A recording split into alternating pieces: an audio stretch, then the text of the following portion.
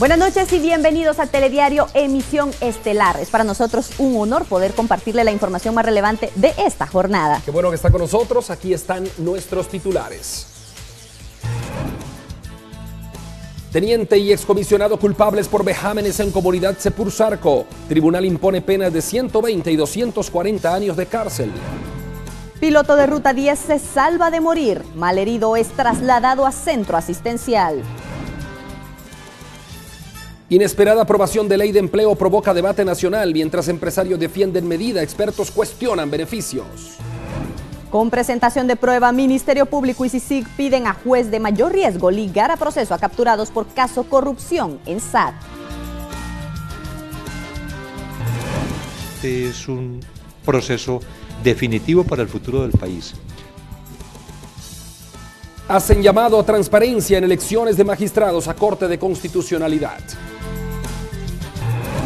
Febrero se despide con bajas temperaturas. Insibume pronostica que el fin de semana será frío.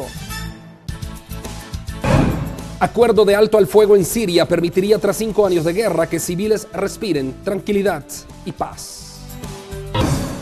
Y en el deporte, después del escándalo en FIFA, eligen a nuevo presidente. Se trata del suizo Gianni Infantino. Para las próximas horas, el Insibume pronostica que continúan las bajas temperaturas, las cuales pueden extenderse hasta el fin de semana, pero todos los detalles del clima nosotros se los brindamos más adelante aquí en Telediario.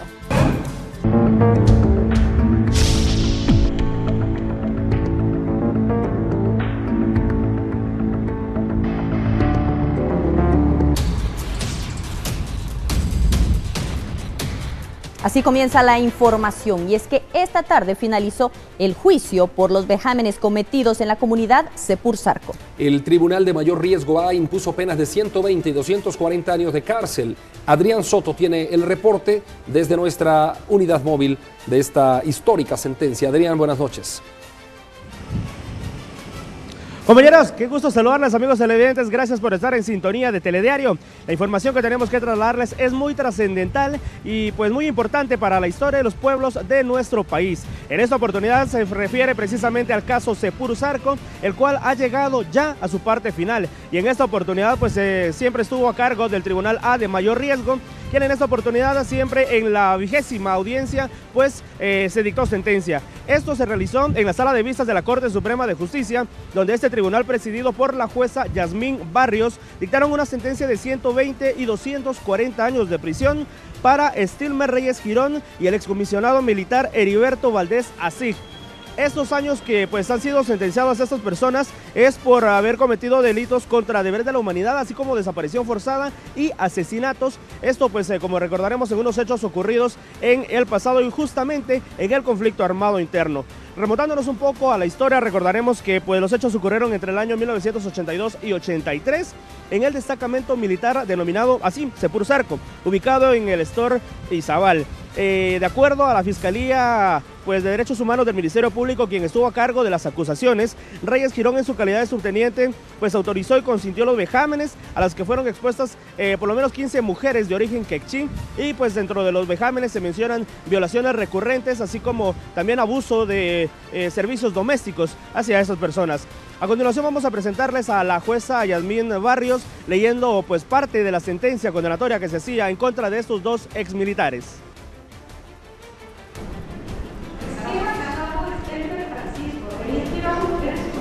Como autor del delito de asesinato cometido en contra de Dominga Cop y o Dominga Cop y las niñas Anita Cercop y o Anita Copser y Ermita Cop y o Ermita Copser. Por tal delito debe imponerse la pena de 30 años de prisión inconmutables por cada asesinato, haciendo un total de 90 años de prisión inconmutables. El acusado Heriberto Valdés Asig es responsable como autor del delito de desaparición forzada cometido en contra de la integridad física de Iván Surcó, Iván Antonio Surcá, Manuel Cap, Santiago Capá, Pedro Capá, Abelardo Cop, Alberto Roxy, Huerberto Choc y Juan Choc. Por tal delito se impone la pena de 30 años de prisión por cada una de las desapariciones forzadas, haciendo un total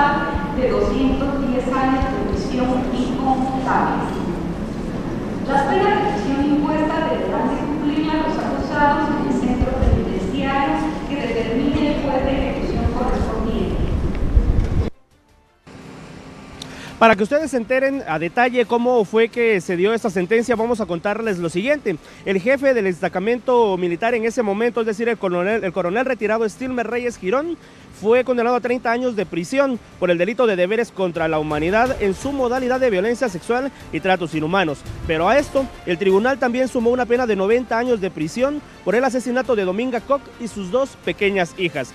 Mientras tanto, el excomisionado militar Heriberto Valdés Sasig fue condenado a 30 años de prisión por deberes contra la humanidad y 210 años por la desaparición forzada de 5 campesinos.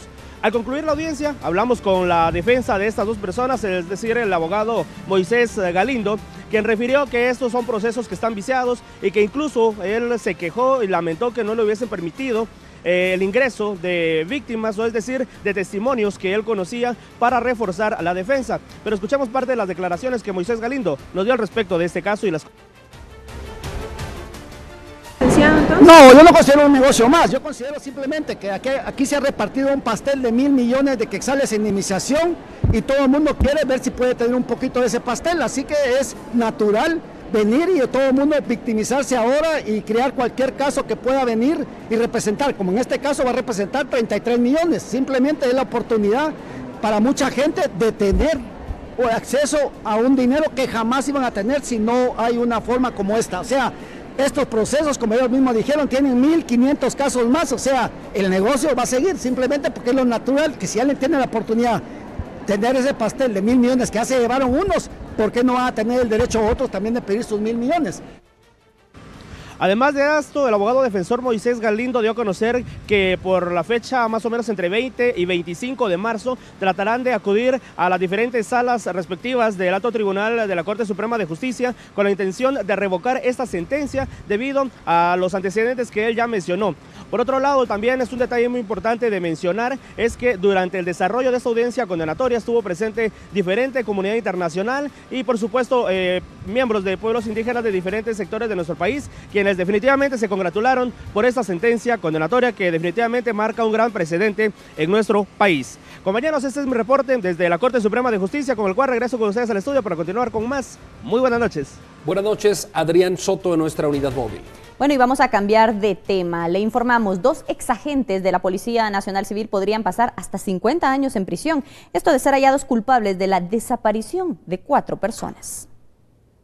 2 exagentes de la Policía Nacional Civil podrían purgar condenas de entre 28 y 50 años de cárcel si el Tribunal de Mayor Riesgo C considera como válidas las pruebas que en su momento fueron presentadas por el Ministerio Público por su supuesta participación en la desaparición de 4 elementos de la DEIC en el departamento de Huehuetenango en 2012, después de una transacción fallida de droga y concretar robo de dinero en un inmueble de un empresario. La cantidad de años antes mencionada contiene el aumento de una 1/4 parte por los delitos de desaparición forzada, asociaciones ilícitas y robo agravado. Al acusado Ovener Filomeno Alfaro Martínez, 23 años de prisión por los delitos de robo agravado y asociación ilícita. Se condene a la pena de 8 años de prisión por el tipo penal de asociación ilícita y 15 años por la comisión del tipo penal de robo agravado. La pena deberá ser aumentada en una 1/4 parte al delito cometido. Al acusado César Augusto Castillo Recinos, 40 años de prisión por el delito de desaparición forzada. La pena deberá ser aumentada en una 1/4 parte. De acuerdo con las pruebas presentadas, los hechos se habrían registrado cuando un grupo de policías realizaba una diligencia y se desviaron en el camino para cometer el ilícito. Los elementos que hasta el momento se encuentran desaparecidos habrían participado en la comisión del acto y tras intentar escapar con el dinero fueron interceptados y atacados a balazos. Desde ese momento se desconoce su paradero. Telediario, información actual. Bueno, y en otro tema, luego que ayer se aprobara en tercera lectura el Código de Migración, hoy se socializó con diferentes instituciones, sentándose en una mesa de discusión para crear una política pública integral. Luego que se aprobara en tercera lectura el Código de Migración, se socializó con diferentes instituciones promigrantes. Lo que se pretende es sentar una mesa de discusión para crear una política pública integral que vele por los intereses de los migrantes. Uno, la creación del IGM, que es el Instituto Guatemalteco de Migración, que es un ente autónomo descentralizado, y le damos un enfoque y un énfasis muy importante en el tema de los derechos humanos. O sea, nos enfocamos en la persona migrante. Las organizaciones que velan por estos derechos aprueban el proyecto de ley que consta de 270 artículos y con esto se regule el tema migratorio. Pues nosotros creemos que es un avance para la legislación en el tema migratorio. Sabemos de que el Código de Migración actual, la Ley de Migración, data de muchos años atrás, en la cual no vemos plasmado el cumplimiento tanto al lenguaje como a derechos de convenios internacionales. El derecho a migrar, el derecho a la salud, el derecho a la vivienda, el derecho al trabajo y principalmente en el marco de la Convención de 1990 de los derechos de los migrantes trabajadores familiares es un avance significativo. La legislación anterior administraba los flujos migratorios, no así la protección a los migrantes guatemaltecos. Telediario, información actual.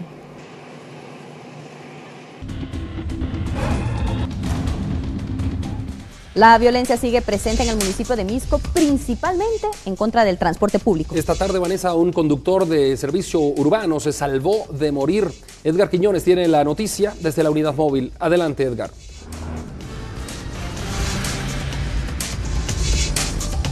André y Vanessa, buenas noches a quienes desde ya se informan a través de Telediario de su emisión estelar. Buenas noches, un saludo especial a todos en este viernes. Y es que me encuentro ubicado en una de las estaciones que a diario pues los guatemaltecos utilizan para poder abordar las rutas que se dirigen hacia el municipio de Misco, municipio que pues hoy se vio opacado de nueva cuenta por la violencia, y es que individuos desconocidos y de manera despiadada hirieron a un piloto de bus de la ruta 10 que conduce hacia el municipio de Misco. El hecho ocurrió en el kilómetro 16 de la ruta interoamericana, a eso de las 15 horas de este día viernes. Es de mencionar que la víctima fue identificada como Mauricio Hernández, de 61 años de edad. Él fue asistido por bomberos voluntarios, quienes le llevaron a la emergencia del hospital Roosevelt.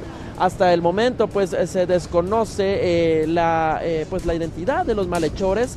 Se sabe que esta ruta pues es día con día presa de actos delictivos, según datos de la PDH de Tránsito, del Departamento de Tránsito de la Procuraduría de los Derechos Humanos. Por estas fechas pues los asaltos y pues las extorsiones a este tipo de rutas son comunes, puesto que utilizan las vacaciones de verano para poder hacer sus pues actos delictivos a estos pilotos de estas rutas. Es de mencionar que al momento, pues a esta hora de la noche, se ven pocos buses que se dirigen al municipio de Misco, y también pues la afluencia de personas a estas estaciones de buses son muy pocas. Es lo que tengo hasta el momento.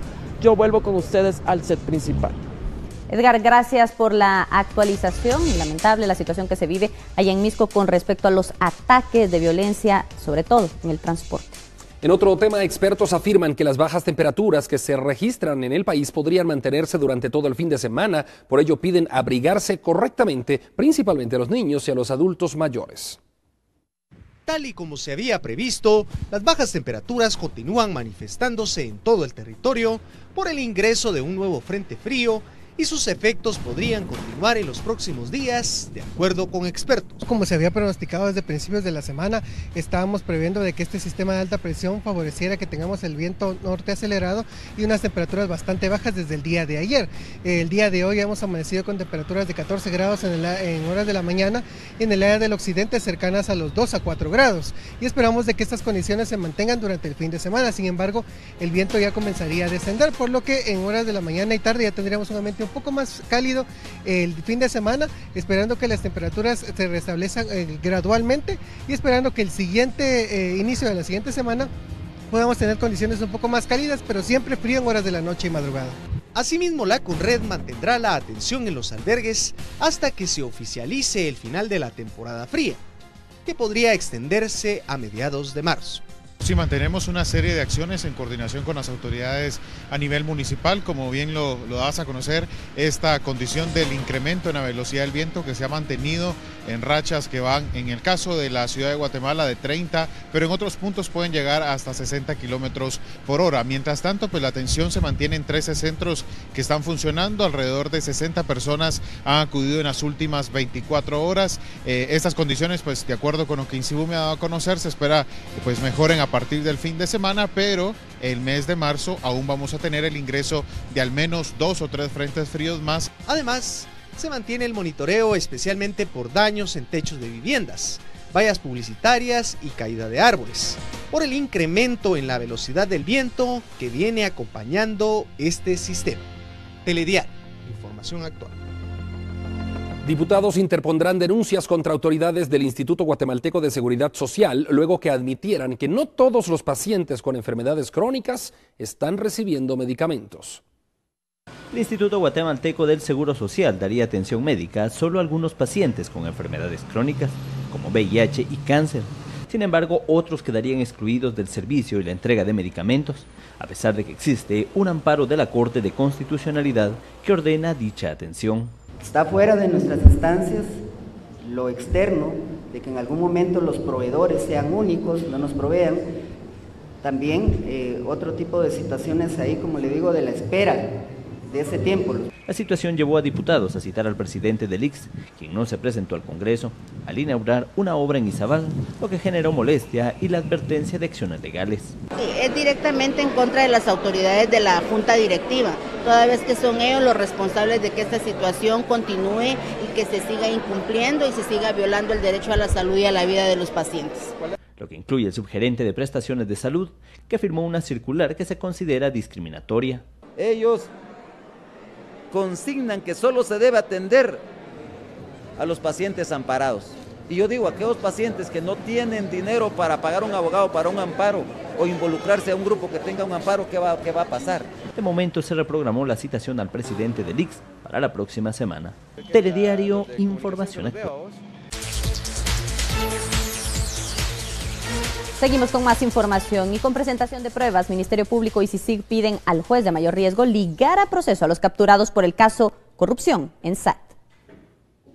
Por considerar que existen argumentos suficientes en contra de los detenidos por defraudación a la SAT, el Ministerio Público y la Comisión Internacional contra la Impunidad en Guatemala, CICIG, solicitaron al juez Miguel Ángel Gálvez que sean ligados a proceso penal los sindicados que habrían concertado en una estructura el cobro de 11.8 millones de quetzales de crédito fiscal a favor de la empresa Aceros de Guatemala, por medio de documentos falsificados y colaboración desde lo interno de la SAT para lograr dicho pago. Esta representación considera que es procedente ligar a proceso a los señores hoy sindicados por los delitos de asociación ilícita, obstaculización a la acción penal, colusión, cohecho pasivo, cohecho activo. De acuerdo con el procedimiento, el próximo lunes podrían quedar ligados a proceso penal. Telediario, información actual.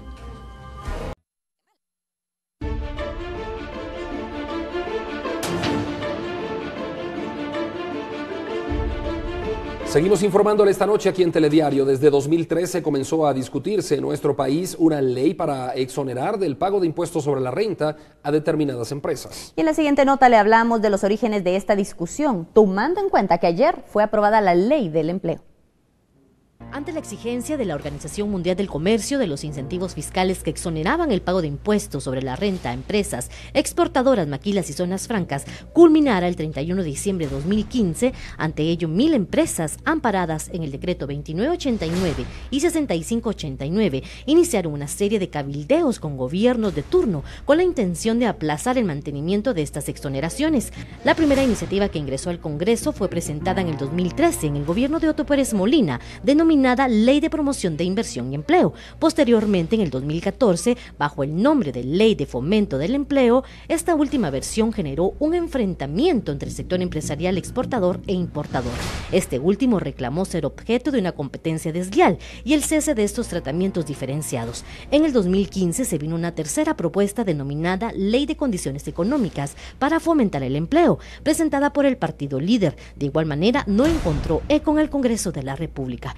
Finalmente, este estira y encoge se trasladó en las propias instancias gubernamentales. El Ministerio de Economía y Superintendencia de Administración Tributaria se enfrentaron por el impacto en la recaudación de continuar con este periodo de gracia fiscal. Finalmente llega la iniciativa 5007, presentada por el exministro Jorge Méndez Gerbruger con el gobierno de transición de Alejandro Maldonado, denominada Ley de Conservación del Empleo. Telediario, información actual.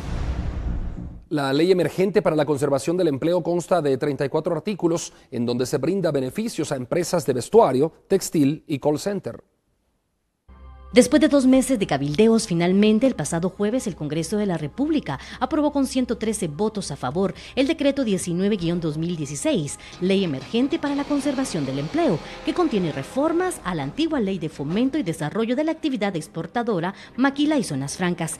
Esta contiene 34 artículos, reformados con el propósito de promover, incentivar y desarrollar en el territorio aduanero nacional las actividades a que se dedican personas individuales o jurídicas, dedicadas al vestuario y textil y call center, en el entendido que la producción, transformación, ensamble, armado y procesamiento de bienes industriales relacionados a la industria del vestuario y textil se les brinde otras características de uso distinto a las de sus materias o componentes originales. En el caso del call center, vinculado a la tecnología, información y comunicación. Dentro de lo estipulado contempla la suspensión temporal del pago de derechos arancelarios impuestos a la importación con inclusión del IVA. Eso lo gozarán sobre las materias primas, productos semi-elaborados, materiales, envases, empaques y etiquetas necesarios para la exportación en las personas individuales o jurídicas domiciliadas en el exterior que tengan sucursales. No gozarán de la exoneración del ICR si en su país de origen se otorga créditos por este impuesto que se pague en Guatemala.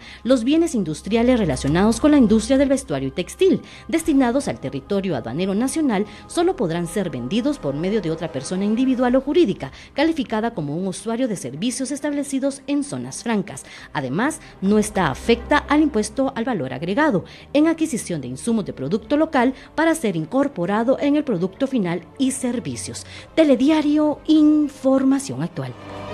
Desde que surgió la discusión para ampliar las exoneraciones del ISR para empresas exportadoras, maquilas y zonas francas en 2014, los diversos superintendentes de administración tributaria se han opuesto a esta medida, señalando el sacrificio fiscal al dejar de recaudar más de 1.500 millones de quetzales en los últimos 27 años. Esto en medio de una crisis institucional por actos de corrupción, baja moral tributaria, caída en pago del ISR, que ha motivado no cumplir desde hace 4 años con sus metas de recaudación. De hecho, la SAT se preparaba para iniciar el cobro de este impuesto a finales de marzo, cuando presentarán su declaración trimestral. Para ello notificó a las empresas que se prepararan, pero ahora con la aprobación de esta nueva ley de conservación del empleo, a través de su área de comunicación social, manifiestan que debe verificar el decreto aprobado para hacer un análisis técnico que mida el impacto fiscal, número de empresas que gozarán de este beneficio fiscal y reestructura de sus sistemas. Bien, y ahora le vamos a brindar unos datos para que usted pueda analizar, comparar y concluir con respecto a la nueva ley de empleo. Así que, como usted puede ver en pantalla, en la antigua ley de actividad exportadora y maquila, eran 985 las empresas beneficiadas. En el decreto 6589, la ley de zonas francas, se establecen 16 zonas en las que 282 usuarios son autorizados. ¿Cuál es el sacrificio fiscal? 1.500 millones de quetzales, y los empleos directos o indirectos, 544.000. Pero veamos ahora qué es lo que se genera con lo que se ha autorizado a partir de ayer. Le compartimos nuevamente otra tabla. Aquí vamos a analizar las exenciones fiscales, que es exclusivo para vestuario y textil. 300 empresas gozarán de este beneficio, representa el 8.9% del Producto Interno Bruto Nacional, genera más de 180.000 empleos directos e indirectos, de los cuales 46% es para el sector femenino. Representa además el 20% de las exportaciones no tradicionales. Y otro de los puntos también afectos o que se han mencionado es la industria de los call centers. Le compartimos detalles al respecto. Genera 35.000 empleos directos, potencial de crecer a 50.000. Cada empleo directo genera 2.5 puestos de empleos indirectos.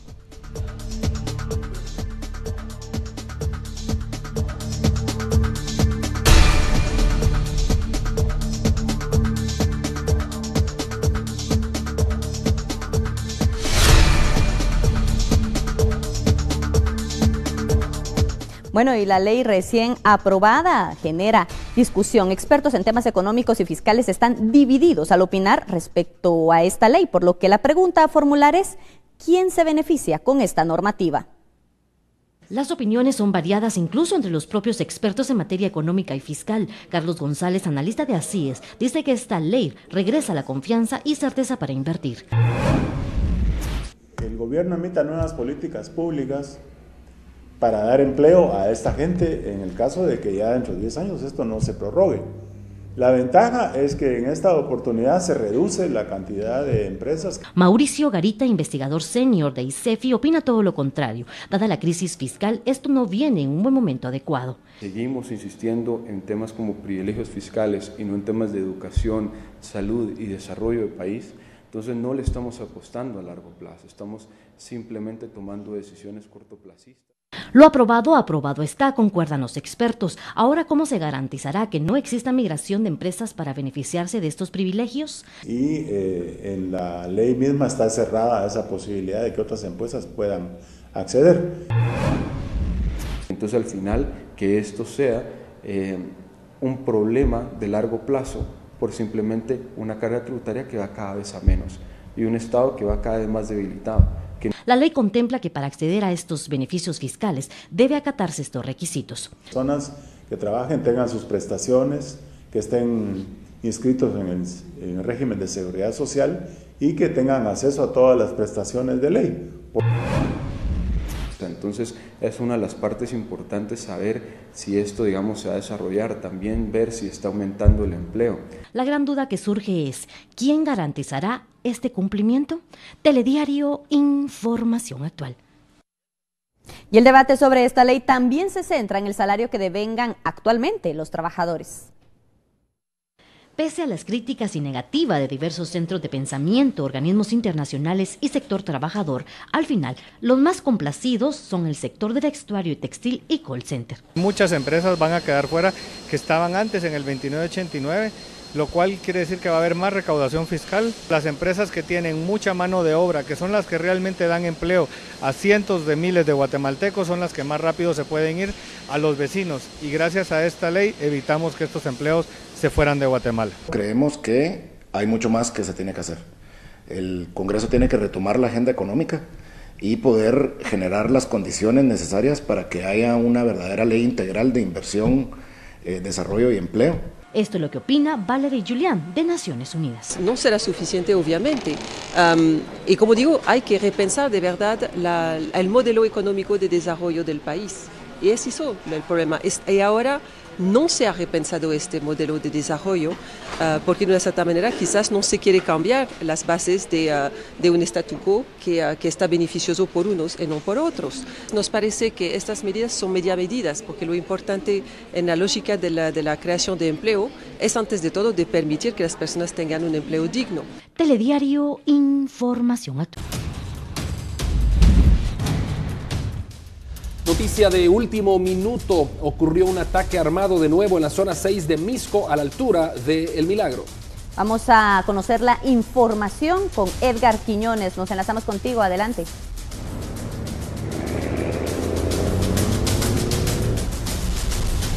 Vanessa, Andri, buenas noches, de nueva cuenta a todos ustedes que se están informando a través de Telediario, y es que de manera urgente para trasladarles información que está pues opacando ya esta noche de viernes. Se trata de un ataque armado en contra de un bus urbano de la ruta que conduce sobre el Boulevard Esperanza de la colonia El Milagro, zona 6. El ataque armado, según informe, contra un bus urbano, se traslada vía la municipalidad de tránsito de dicho sector. Estaremos dando más información de todo lo que acontece en el transcurso de esta emisión de Telediario. Por lo pronto, pues yo vuelvo con ustedes al set principal. Edgar, muchas gracias por esta noticia, por esta información aquí a través de Telediario Estelar. Así es, pasamos rápidamente a conocer cuáles serán las condiciones climáticas previstas para las próximas horas, ya que si usted tiene planes de visitar el occidente este fin de semana, recuerde que las bajas temperaturas se harán presentes, así que por favor abríguese muy bien, principalmente por la noche y madrugada.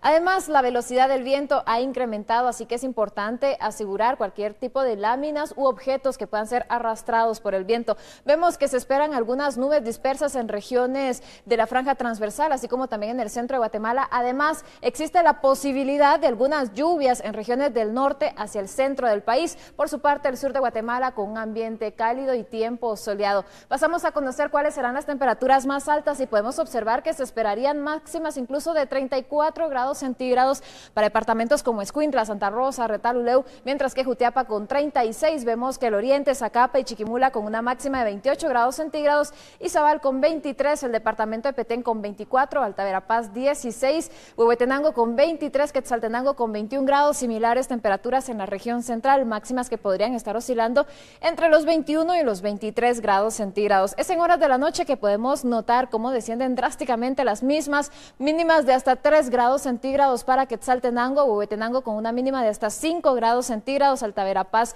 con 9, la región central con 14, el sur de Guatemala, como ya les decía, un ambiente fresco por la noche, la mínima será de 22 grados centígrados, Jutiapa con 23, similares temperaturas para oriente, el Caribe y la región norte de Guatemala, podemos observar que tendrá una mínima de 19 grados centígrados. La recomendación, como ya les decía, es abrigarse muy bien, ya que en horas de la noche y madrugada es cuando disminuyen las temperaturas. La información del sol también la colocamos ya en pantalla. Amanece a las 6 de la mañana con 21 minutos y anochece a las 18 horas con 9. La fase lunar es de luna llena a cuarto menguante. Hasta acá la información del clima. Es así como nosotros damos fin a ese trayecto que hacemos por todos los departamentos, recordándole a usted que las bajas temperaturas pueden extenderse hasta el fin de semana, llegando a presentarse ya ambiente cálido y tiempo soleado a inicios de la próxima semana, es decir, iniciando el mes de marzo. Es todo de mi parte, soy Maciel Carrillo y enseguida nosotros continuamos con más información actual aquí en Telediario. Ya volvemos. Información desde nuestra unidad móvil. Vamos, Adrián, contigo.